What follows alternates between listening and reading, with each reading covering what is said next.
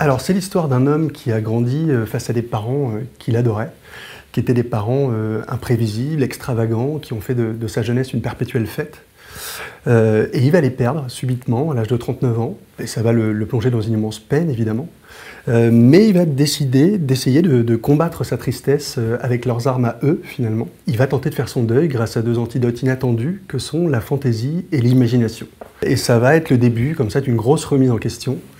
Il va tout quitter, il va quitter son appartement, il va quitter son travail, il va quitter son quotidien routinier et il va décider de s'installer au 13e étage d'un immeuble d'habitation. C'est un étage totalement vide que ses parents avaient acheté pour une bouchée de pain et qu'ils n'ont jamais eu, ils n'ont jamais eu l'argent pour l'aménager. Et il se dit que ça va être l'endroit idéal pour laisser libre cours à son imagination et pour se réapproprier chaque journée, chaque heure, sans tenir compte des règles sociales. Voilà, il se dit que ça va être l'endroit idéal pour tout recommencer à zéro, au sens propre comme au sens figuré.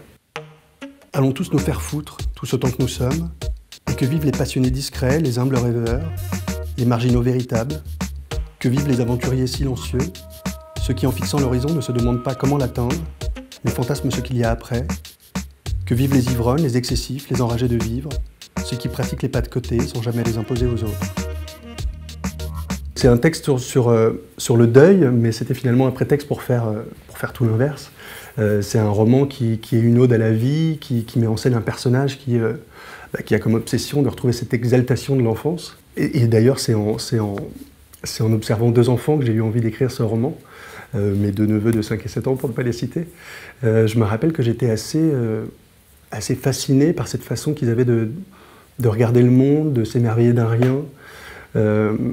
Enfin voilà, ils ont des exaltations assez pures, les enfants. Et mon personnage, il va essayer de retrouver ça. Il va essayer de retrouver cette poésie qui nous entoure tous tout le temps et qu'on finit par ne plus regarder.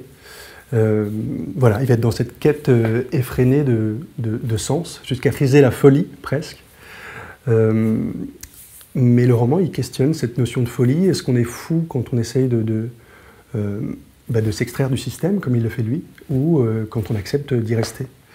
Et il y a cette question que les parents du héros lui posaient tout le temps pendant son enfance, et qui résume bien l'esprit du roman, je trouve.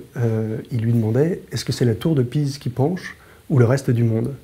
Voilà, d'une certaine manière, le roman, il essaye de répondre à cette question.